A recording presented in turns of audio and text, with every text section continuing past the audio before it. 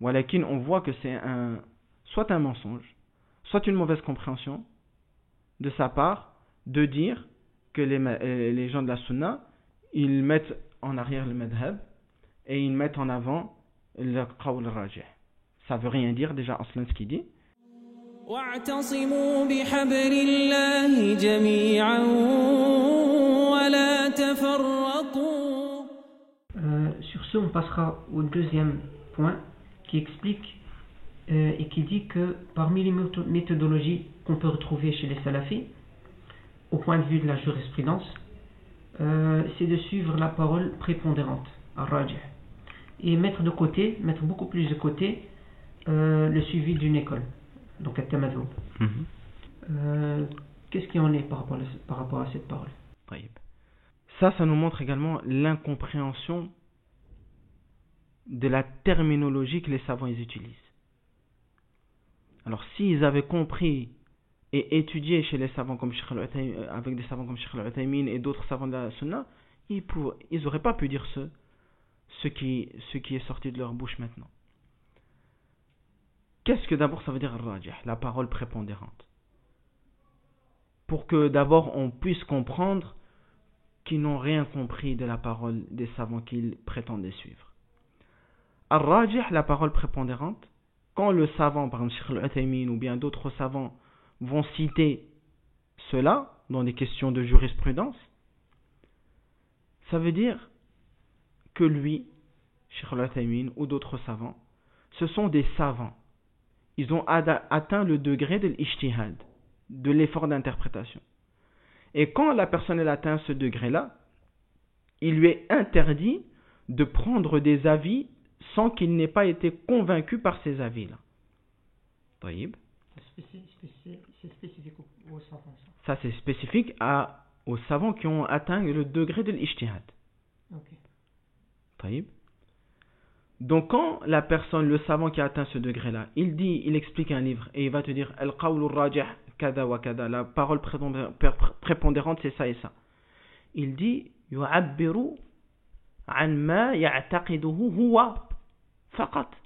Il dit ce qu'il pense lui être juste et ce qu'il pense lui être prépondérant. Mais il ne veut pas dire que c'est ce qui est voulu par Allah et que c'est ça la vérité à 100%. Et donc quand Cheikh al-Uthaymin il va expliquer des livres et il va dire ar-rajih kada, ça ne veut pas dire que vous devez comprendre que ça c'est la parole juste et prépondérante et que toutes les autres paroles sont fausses. Non. Ça veut dire moi quand j'ai vu les textes, Cheikh al-Uthaymin quand j'ai vu les textes, pour moi ça c'est la parole prépondérante. Comme quand on va lire les paroles de l'imam Ahmed, il va donner des avis, son avis pour lui ce sera le prépondérant. Parce qu'avec les textes, il a tiré comme conclusion que c'était ça la réponse. Et c'était ça le bon jugement. Taïb. Et dire que les savants de la sunna, ils mettent pas en avant le tamadhub, ça c'est un mensonge. Les savants, combien de savants ils expliquent les livres du madhab, par exemple Hanbali, pour les savants qui sont de l'Arabie Saoudite. Par exemple, Cheikh al-Uthaymin, il a expliqué Zad al-Mustaqni', qui est un livre de référence dans ce madhab-là. D'autres livres, Bi'atul Abid, il y a beaucoup de savants qui expliquent les livres de madhab. Seulement, ce qui est voulu, quand ils donnent leur avis, c'est qu'ils doivent dire ar-rajih indahum. L'avis que moi je pense être le plus correct, c'est ceci et cela. Mais ça ne veut pas dire que quand le savant il dit ar-rajih kada wa kada, ça veut dire qu'il ne te pousse pas à étudier le madhab, ça c'est pas vrai. S'ils auraient regardé les conseils que les savants donnent pour étudier la jurisprudence, qui vont regarder. Tous les savants conseillent de suivre un madhab. Et la preuve en est qu'eux-mêmes, ils faisaient les shuruhat, les explications des livres du madhab de l'imam Ahmed. S'ils étaient contre le madhab, pourquoi ils inciteraient cela? Regarde Cheikh Saleh al-Sheikh quand il parle de tamadhub, que tu sois maliki, vous devez regarder le madhab de gens de votre pays et prendre ce madhab là, il a akhiri. C'est connu. Donc ou bien c'est une malhonnêteté, il le sait, ou bien c'est un mensonge, ou bien c'est une ignorance. Voilà qu'un de dire que les gens de la sunna, ils mettent du côté le tamadhub, C'est un mensonge, parce que tous les savants, ils ont un madhab. Taïb.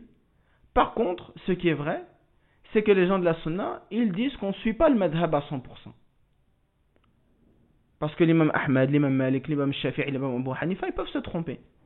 Et s'il nous apparaît clairement qu'ils ont contredit le dalil, il ne nous appartient pas de les suivre.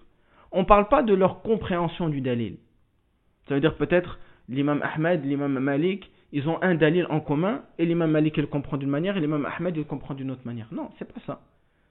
C'est l'imam Malik, il a pas, ou bien l'imam Ahmad, pour pas dire qu'on dénigre l'imam Malik, l'imam Ahmad, il va donner un jugement sur une question de religion, et il va se baser sur son point de vue, ou bien sur un hadith qui est faible, ou bien sur le qiyas, sur l'effort d'interprétation.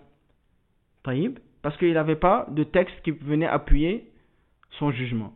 Et l'imam Malik, l'imam Malik, quand on regarde son avis, il est basé sur un hadith qui est authentique.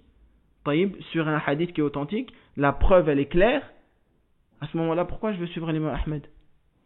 Je veux suivre le dalil. Taïb. Et ça, c'est connu que même si c'est des grands imams, même si c'est les plus grands imams du monde, ils n'ont pas toute la science, ils n'ont pas toutes les références. C'est obligé que dans des masaïl, dans des sujets, ils vont contredire le dalil. Taïb. Là, il nous appartient de répondre à l'appel du messager et pas à l'appel de Malik. Comme Allah subhanahu wa ta'ala, il nous dit Ma ajabtumul mursalin. Le jour du jugement, on va demander aux gens qu'est-ce que vous avez répondu au messager. On ne va pas demander Ma ajabtum li Malik ou li Ahmed. Qu'est-ce que vous avez répondu à la parole de Malik ou de Ahmed? Non. Qu'est-ce que vous avez répondu? Vous avez répondu à la parole du messager.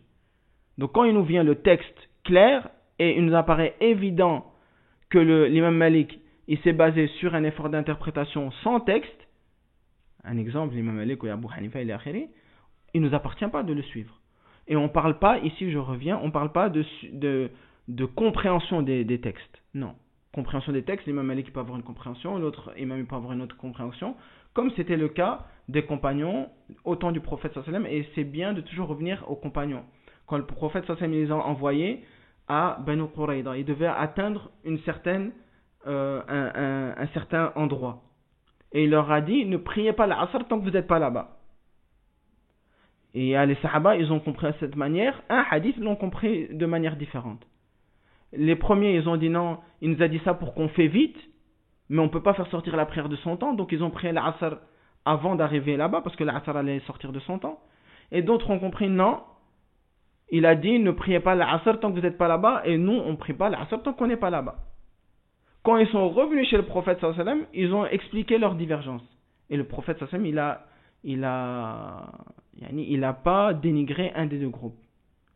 Il n'a pas réprimandé un des deux groupes. Ça montre que il peut y avoir un texte et deux compréhensions différentes de savants qui ont atteint le degré de compréhension des textes, comme c'est le cas des 4 écoles. Walakin, on voit que c'est soit un mensonge, soit une mauvaise compréhension de sa part de dire que les gens de la sunna, ils mettent en arrière le madhab et ils mettent en avant le qawl rajih.